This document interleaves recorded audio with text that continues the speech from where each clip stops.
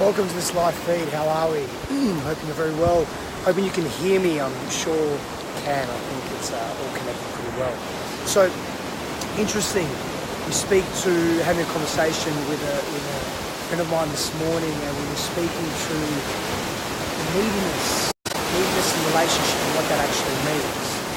And why does neediness occur? Why do we have the need? Why do we feel the need to be so latched on or so clinging to people, to ideas, to beliefs even? Why do we have this neediness, this incessant requirement to be attached?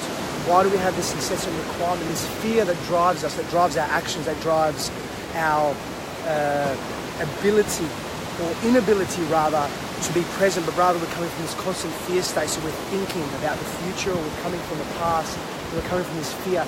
And maybe some of you have experienced this or know someone that has experienced this, where you're moving through life and you have this deep attachment. You have this deep attachment to people, to things, to connections, to relationships. You have this deep attachment to a construct or a belief system, an ideology, something that you cannot let go of, and we form this rigidity, these rigid, strict structures around that, and it really debilitates us. It really disenfranchises us because we become so fixated on what we are focusing on. Now, focus isn't a bad thing, but where is the focus coming from? What is the intention of the focus? What is the purpose of the focus? What is the why of the focus? And we develop this neediness in relationships sometimes. And it really destroys our relationships because we are coming from a place of fear. We're coming from a place of constriction. Hi Michelle, how are you? Yes, beautiful time in Bali. Very, very warm today, by the way. Very warm. I'm going to get out of the sun soon. So we're coming from a place of restriction. We're coming from a place of fear. And so many of us, these fears, these restrictions are unconscious. We don't understand why. We cannot connect to them. We aren't really clear on this why we feel this loneliness, this longingness to be with someone or to be attached to an idea or a belief system. And what happens is that we become lost in this. We become lost in this paradigm. It becomes the norm for us. It becomes normal to act in erratic ways. It becomes normal to act in volatile ways. It becomes normal to react to life and move in intensity and flux. And we experience these highs and these lows because we're so attached to an idea or a person that we think we need them, that we externalize our well-being. So what happens is we externalize our sense of self-worth. We place our happiness in the palms or the hands of others or something external to us, again, an idea or a belief system. And this debilitates us.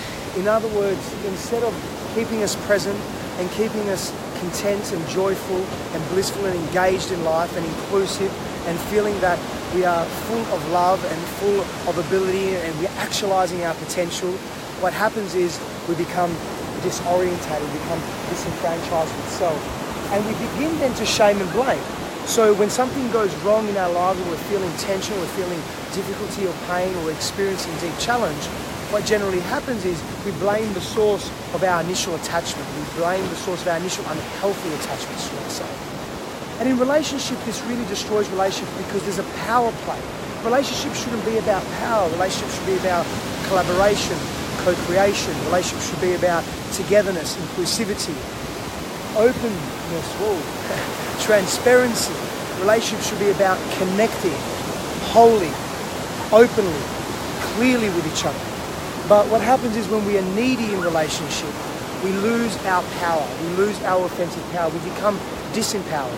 So we place our happiness and the responsibility of our happiness or our state, whether it be sadness or anger or despondency or frustration or the entire, whatever the emotion is in the spectrum of emotions that we feel, we place that outside of ourselves. That's a lot of pressure, a great deal of pressure to place on any one person or any belief system.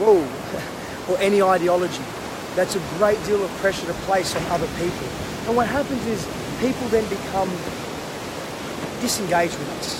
They become frustrated. They become apathetic. They become difficult.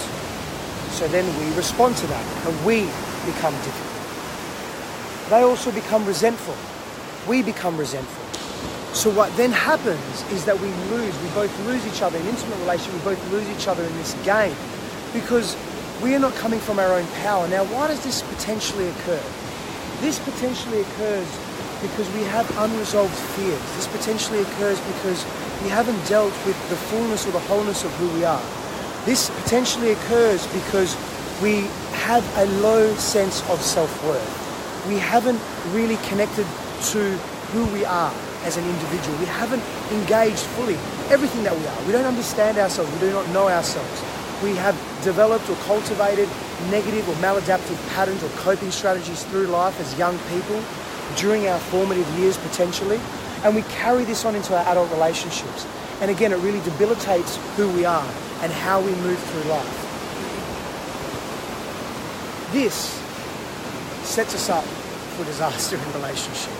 This sets us up for experiencing disharmony in relationship.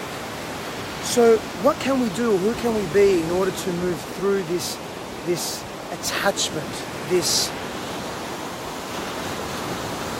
obsession with allowing others to be responsible for our states? We essentially have to do the work. We have to go deep within ourselves. We have to choose to be present to who we are. We have to be open to experiencing a variety of emotions, even the ones that we don't like, even the ones that are uncomfortable, the ones that are painful, that hurt us. And if we can do that, if we can come from that place, we begin to grow. We actually not only begin to grow, we begin to transform.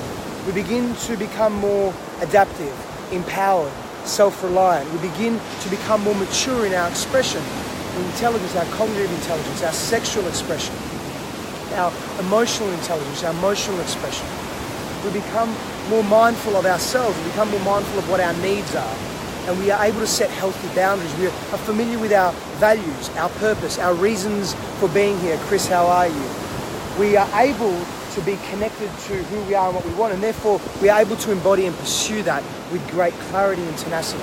And rather than relying on others for our happiness or our state of being, we are able to cultivate and create that for ourselves because we are so connected to who we are, because we know ourselves, we know the wholeness and the fullness of who we are. And that becomes a beautiful, beautiful state of being to be immersed in. When we're able to do that, we grow. And we're able to do that, we attract healthy relationships in our lives. Now, I have a Reclaim Your Kingdom program, which is a program for men commencing in 2 weeks' time, on the 14th of March. And it's an online 3-month immersive program. And we go through this in great depth. We go through this attachment, this unhealthy attachment that we have to people outside of ourselves, or to ideas, or to expressions, or to cultural constructs or norms that are outside of ourselves, that we give our power away. When we give our power away, we're giving ourselves away. We're giving an aspect of ourselves away. We're not being true to who we are. We're not being authentic. We're not living in integrity. When we're not living in integrity, we're doing a tremendous disservice to other people and to our relationships. We're not really growing. And if we're not growing, we're stagnant in that growth, or we're devolving, per se. And this becomes extremely powerful as men in particular. I'm just mentioning this because it becomes so powerful for men to step into their power. And again, this is not for everyone. This is not just for men.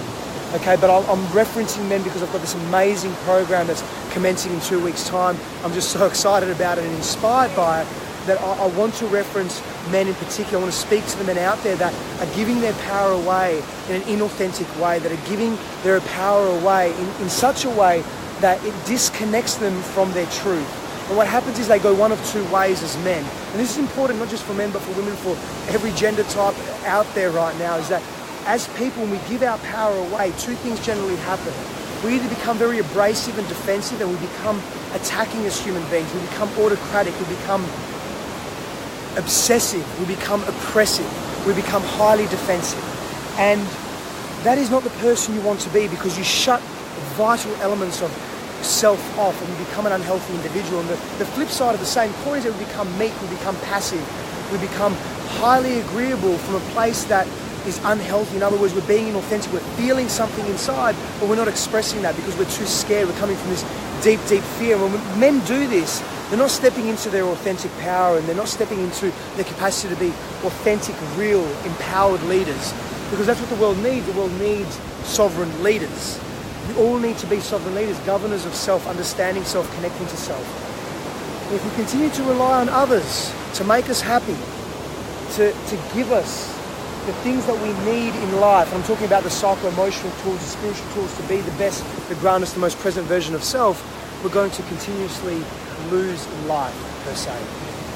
So really this message is about regaining your power, stepping into your power, stepping into the person that you know you can be, and it can be extremely fearful, it can be extremely challenging, it can be extremely painful. It can hurt so much that it's too scary to even traverse that terrain because it's so unfamiliar to us. But I promise you, if you take the first steps and you begin to regain your power by gaining clarity on who you are, getting to know yourself, becoming acquainted with your needs, who you are, what your pain points are, your fears, your shadow self, becoming acquainted with what makes you happy in life, what experiences make you happy, and there's certain tools and exercises and postures and experiences that you can have, that you can engage on a regular basis, on a daily basis, on a weekly basis to give you strength, to give you clarity and vitality, to open yourself up, to open your being up, to open your heart up, to be receptive to what is possible. And there's great, tremendous power in that. So I urge you, good morning, Odie, how are you, my friend? I urge you to step into that power, to check out the link above. Both men and women, please check out the link above and share this video if it resonates, because there's so many of us that lose our power, and when we're losing our own power, what we're doing is we're disempowering others as well to step into their power too. So feel this, be with this, share this video if it resonates. Many, many blessings on your journey. Thank you so much for being here. Check out the link and I'll see you again shortly.